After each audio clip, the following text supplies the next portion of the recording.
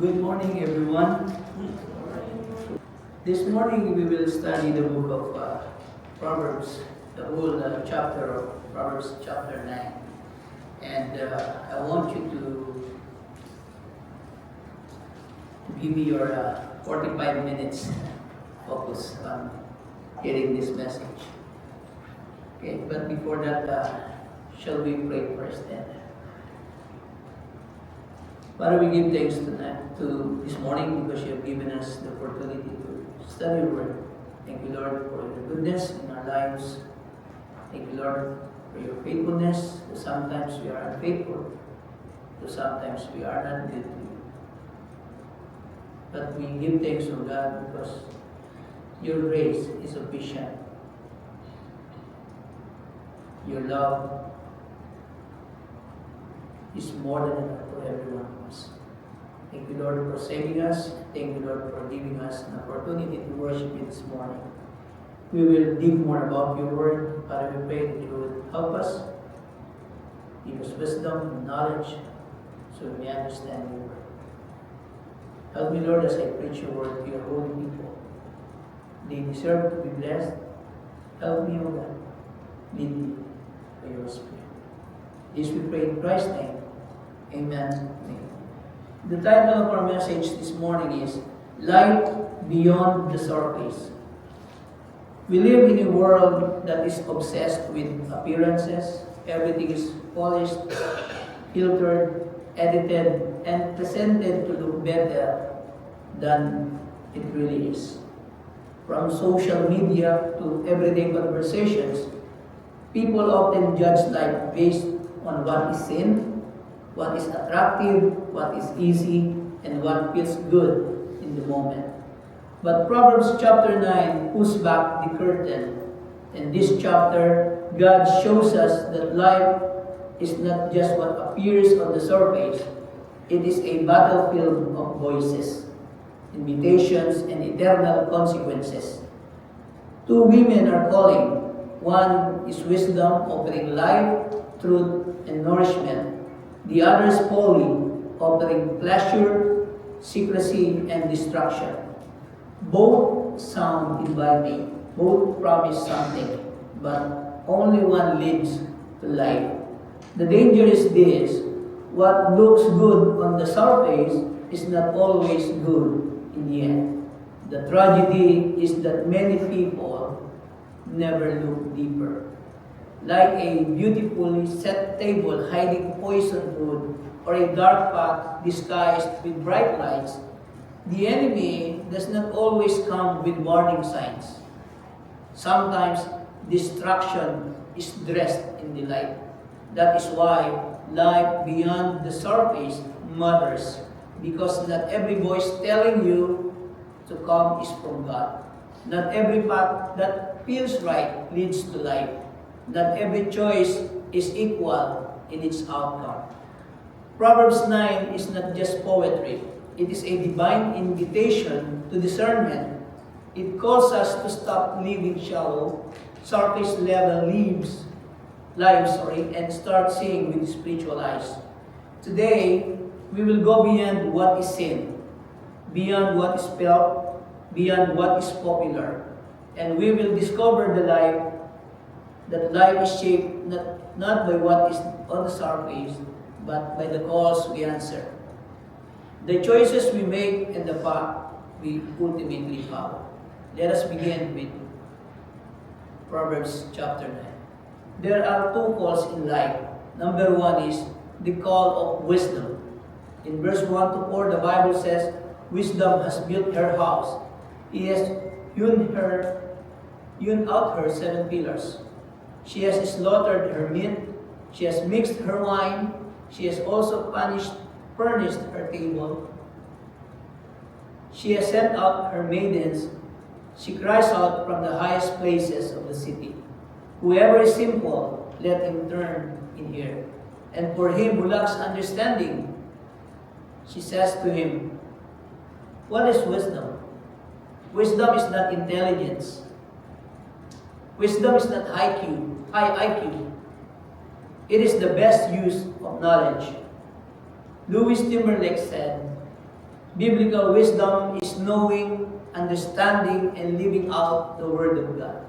A life of wisdom, then, is a life that lives out the truths of the Word of God. Job 23:12, the Bible says, I have not departed from the commandment of His lips. I have treasured the words of His mouth more than my necessary food. God's Word is treasured more than necessary food. That is the importance of the Word of God. In Psalm 119, 103, how sweet are your words to my taste, sweeter than honey to my mouth. It is sweeter than honey. When I attended a conference in Canada, I stayed in the house of a brother who has a honey farm. They used honey as substitute for sugar. I tried it many times. The honey is so sweet. But you know, the psalmist said, the Word of God, yung salita ng Diyos, the Word of God, the Bible, is sweeter than honey. You will enjoy it once you try to eat the Word of God. That's why we encourage everyone to please read your Bible every day. That's why we have a synchronous Bible reading, because we want everyone to be exposed in the Word of God. Jeremiah 15:16, the Bible says, your words were found, and I ate them. Jeremiah said this, and your word was to me the joy and rejoicing of my heart. For I am called by your name, O Lord God of hosts. It brings joy and rejoicing. Do you enjoy reading the Word of God? I hope so. I pray so. Why? Because this is very important in our everyday life as a believers. The Word of God is just like a map. It's just like a navigator that we use every day. It directs us to a right path. Matthew 4:4, the Bible says, but he answered and said, the Lord Jesus Christ said this, it is written, man shall not live by bread alone, but by every word that proceeds from the mouth of God. It is essential for life itself, the Word of God. We will not live by food only, by our physical. We eat 3 or 5 times a day. Jesus Christ said, but by every word that proceeds from the mouth of God. And this is the Word of God. The Word of God is powerful. The Word of God changed life of the people. Wisdom is not hidden. She is active, intentional, and prepared. She has built her house, prepared her feast, and sent out her invitation. And this is a picture of God's Word. God's Word nourishing. God's Word is satisfying and life-giving. Wisdom calls openly. There is no deception, no hidden agenda. And God invites sinners to come, learn, and live. God invites people to come and learn from His Word and live. That's the call of wisdom. Wisdom is very important. And the second cause in life is this, the call of wickedness. Verse 13 to verse 16. A foolish woman is clamorous. She is simple and knows nothing, for she sits at the door of her house, on a seat by the highest places of the city, to call to those who pass by, who go straight on their way. Whoever is simple, let him turn in here. And as for him who lacks understanding, she says to him, holy also is a house, but it is built where the fools are already living. This makes it far more convenient. This implies that men may enter to the house of holy with little or no change in their lives. To get to wisdom, they have to put forth effort. To get to holy, they can continue as they are, where they are. Holy is presented as a prostitute here. She promises the fool a good time. This is the enticement to evil. In contrast, holy is loud, seductive, and deceptive. She calls out, but her invitation is shallow and dangerous. Hebrews 11:25. choosing rather to suffer affliction with the people of God than to enjoy the passing pleasures of sin. Moses chose affliction with God's people than pleasures of the world. It is very important, my brothers and sisters. Let us choose what is right, what is good, what is pleasing in the sight of the Lord, in the eyes of God. No, Moses, he chose to be with God's people than the pleasures of the Egypt. It reminds us that sin offers pleasure for a season. Sin offers pleasure for a season. Once you're done, then you're done. That's the deception that sins offer to every people. Psalm 58 verse 3, the wicked are estranged from the womb. They go astray as soon as they are born, speaking lies. This shows man's bent toward sin from birth. We are all sinners. The wicked are estranged from the womb. Ephesians chapter 2 verse 1 to 3. And you he made alive who were dead in trespasses and sins. That's our condition before we converted. We are dead in our trespasses and sins. But the Lord God, He made us alive, in which you once walked according to the course of this world. This is true, my brothers and sisters. Before we put our faith in our Lord Jesus Christ, we walk according to the course of the world. We don't care about the church. We don't care about Christ. We don't care about our destiny. We don't care about heaven. According to the prince of the power of the air, that the Spirit who now works in the sons of disobedience, among whom also we all once conducted ourselves in the lust of our flesh, fulfilling the desires of the flesh and of the mind, and were by nature children of wrath, just as the others. Dito matanggap, many people cannot accept this, that we're by nature children of wrath. We are before. Because God is holy.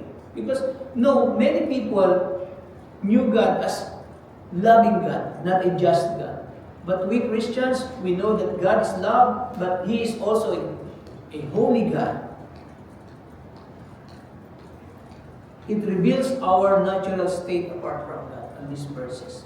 Ephesians 4:22, the Bible says that you put off concerning your former conduct the old man which grows corrupt according to the deceitful lust. We must put off our former life, the old habits, our bad attitudes, our bad characters. We must put off. Folly whispers secrecy, but hides destruction. What she offers is appealing, but deadly. Ganyan po, this is what folly whispers. It hides destruction. And many people pumupunta po dito. Number 2 is, there are two choices in life. When the calls of life are issued, the ultimate choice lies with the individual. Even Jesus presented life as consisting of only two choices. In Matthew 7:13-14, in our opening scripture, the Bible says here, enter by the narrow gate, for wide is the gate, and broad is the way that leads to destruction. And there are many who go in by it. Because narrow is the gate, and difficult is the way which leads to life, and there are few who find it. There are two gates. Wide is the gate, and broad is the way that leads to destruction. But if you want to be saved, if you want to go to heaven, the Bible says, our gate is narrow and our way is difficult, but it leads to life. And there are few who find it. There are few, not so many. There are few, and we are so blessed, and we are so thankful, because out of 8 billion people living in this fallen world, Kakaunti lang tayo. Even here in Guam, out of 176,000 people, only people decided to know Christ. It is already stated in these verses. There are few who find it. Again, there are two choices in life. Number one is one grounded in human understanding. In verse 16, whoever is simple, let him turn in here. And as for him who lacks understanding, she says to him, this is the pathway of the foolish. It is the choices that requires no choice. It's merely man doing that which he does by nature, and this is man going his own way. Proverbs 16:25. There is a way that seems right to a man, but its end is the way of death. There is a way that seems right. It feels logical. It feels comfortable. It feels acceptable, but seems right is dangerous. Human understanding is limited, flawed, and often self-centered.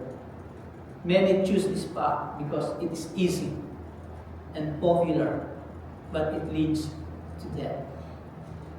The second is one grounded in heavenly understanding.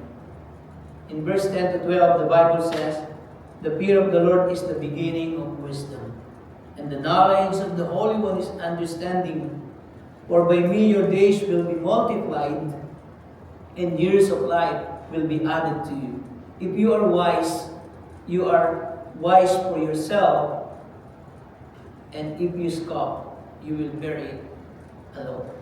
By contrast, he that chooses the path of wisdom does so because he has come to understand some important truths. He has come to understanding of the person, the position, and the power of God. The wise person has come to understand that one day God will judge this life we are living. Romans 14:12. So then each of us shall give account of himself to God. Everyone. Each of us. Every human being shall give account of himself to God. Do you care for eternity? I hope everyone cares for eternity. Because all of us someday, one day, all of us shall give account of himself to God. 2 Corinthians 5:10. For we must all appear before the judgment seat of Christ. Then each one may receive the things done in the body according to what he has done, whether good or bad. We must all appear. In this verse, Christians will appear before the judgment seat of Christ. There are two judgments in the Bible. The judgment seat of Christ, which we believers are present on the judgment seat of Christ. And the other is the white throne judgment. That is for all the people. For all the people that their names are not written in the book of life. We are so blessed because our name is already written in the Word of God. And no one can delete, no one can erase once your name is written in the Lamb's book of life. Therefore, he is to be honored and feared as we pass through this world. Remember this, in the end, your eternal destiny will rest upon the choice you made concerning Jesus Christ. Did you accept him or did you reject him? Right now, the quality of your life rests upon the choices you make concerning God's word, concerning God's will for your life. That's the two choices in life. Number 3 is, there are two contrasts in life. Number 1 is the wicked man, and the other one is the wise man. Let us discuss first the wicked man. In verse 7 to 8, he who corrects a scoffer gets shame for himself, and he who rebukes a wicked man only harms himself. Do not correct a scoffer, lest he hate you. Rebuke a wise man, and he will love you. These verses tells us that the wicked man or the fool is unteachable. He will not listen to reason. He will not listen to the Lord. He's trying to show him his waywardness only creates an enemy. Wise men change their minds. Fools never. A wise man thinks all he says. A fool says all he thinks. Too often, we change jobs, we change friends or spouses instead of changing our view, instead of changing ourselves. You know, the wicked man rejects correction. The wicked man hates reproof. The wicked man lives in pride. The wicked man does not just ignore wisdom, he resists it. The person who chooses human foolishness over divine truth is a person determined to live his life on his own terms, to live his life on his own terms. That's the wicked man. And what about the wise man? In verse 8b and 9, rebuke a wise man and he will love you. That's a wise man. When you rebuke him, he will love you. Give instruction to a wise man and he will be still wiser. Teach a just man and he will increase in learning. You see the context and the contrast. While the fool persists in his foolishness, the wise man listens when he is confronted with the truth, and he will adjust his life accordingly, and he has a teachable spirit. Proverbs 1, 7 to 9, the fear of the Lord is the beginning of knowledge, but fools despise wisdom and instruction. My son, hear the instruction of your father, and do not forsake the law of your mother, for they will be a graceful ornament on your head and chains about your neck. He realizes his own limitations. The wise man realizes his own limitations and shortcomings and grasps every opportunity to develop his life into one that is more pleasing to God. These two kinds of people are all around us. There are those who are unteachable. They think they know what is best for their lives, and you cannot tell them any different. They are fools. Then there are those people who know they are not perfect. They know they need instruction, and they receive the truth of God with joy. These people are wise. May I ask you this? Who best describes you? The wicked man or the wise man? Let us go now to our last. And there are two consequences in life. Number one is in verse 6. Come, eat of my bread and drink of the wine I have mixed. Forsake foolishness and live, and go in the way of understanding. There are two consequences in life. Number one is you can attend the celebration or the feast. Wisdom spreads her table for those who enter her house. She strengthens them, she satisfies them, and she sustains them. She gives them all they need for now and for the future. In verse 11, for by me your days will be multiplied, and years of life will be added to you. That's the secret, my brothers and sisters. You want a long life? You need wisdom from God. For by me your days will be multiplied, and years of life will be added to you. Lagi ko pong sinasabi, let us give God reason. Let us give God a reason to add more in our lives.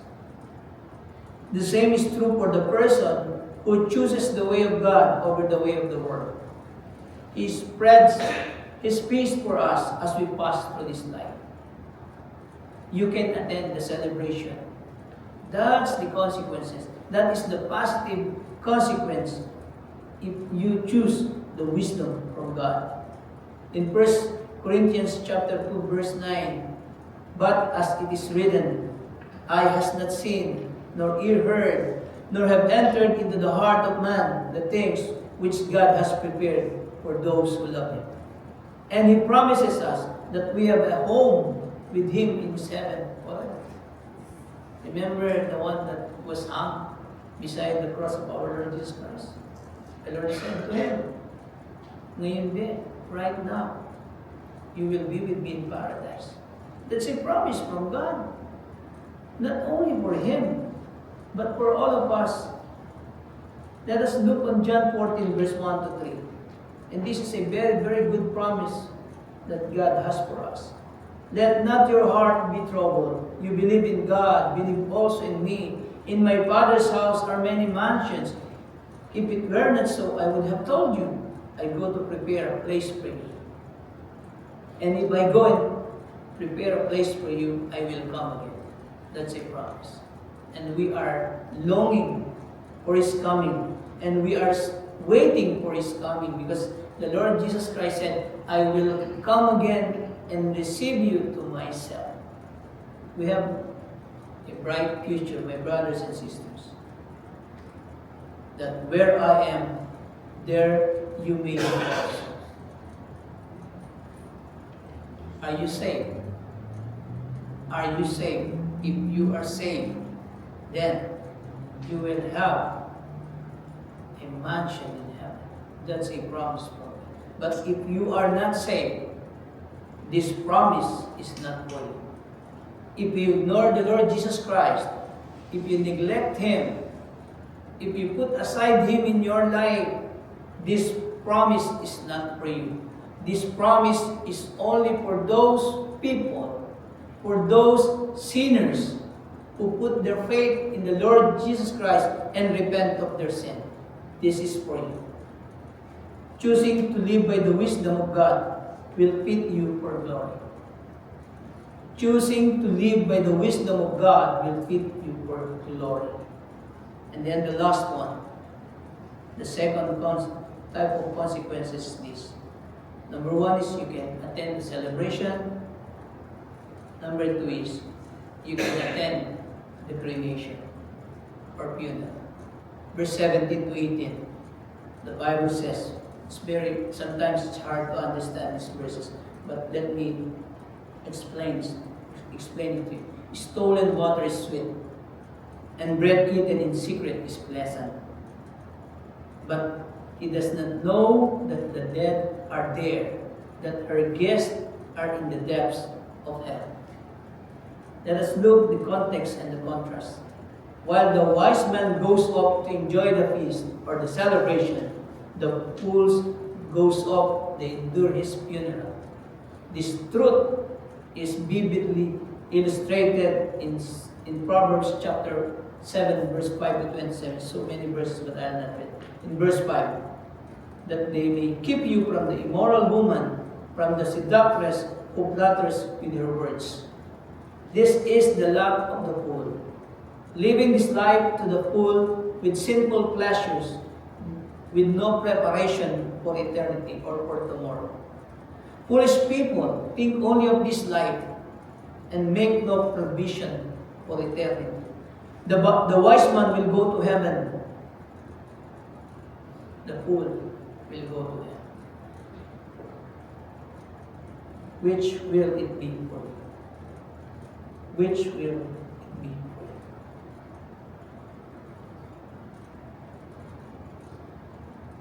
James chapter 4, verse 4. tells us that our life is nothing more than a mere vapor. It is here for a time, and then it is gone.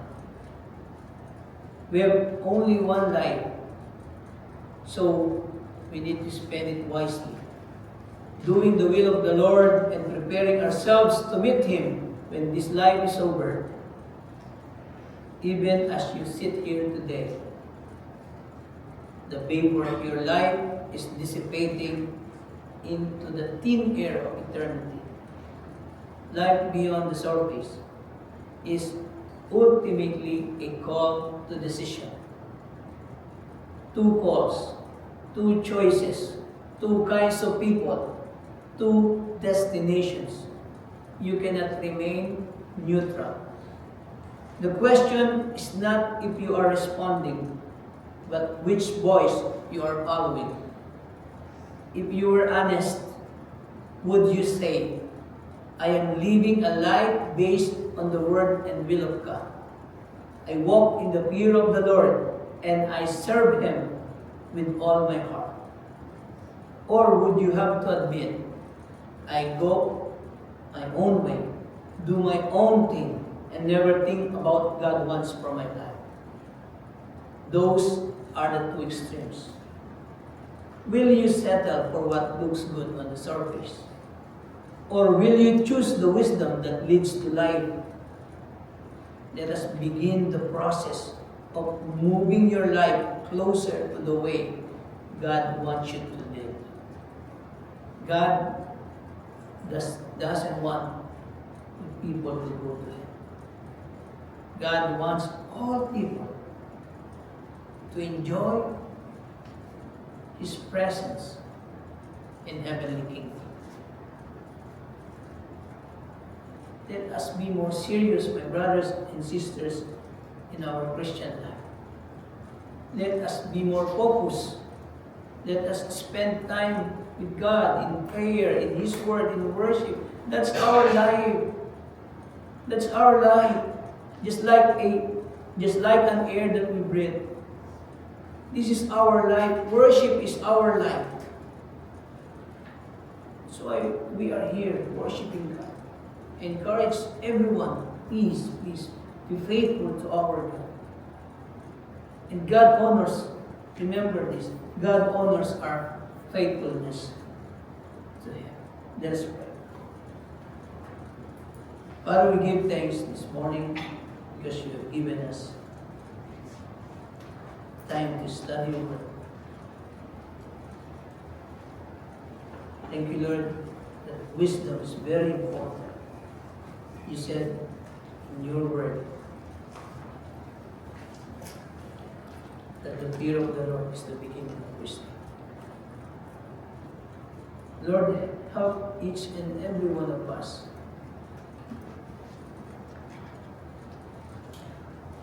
to live a life worthy of your calling, to walk in your statutes, follow your way, to follow your will.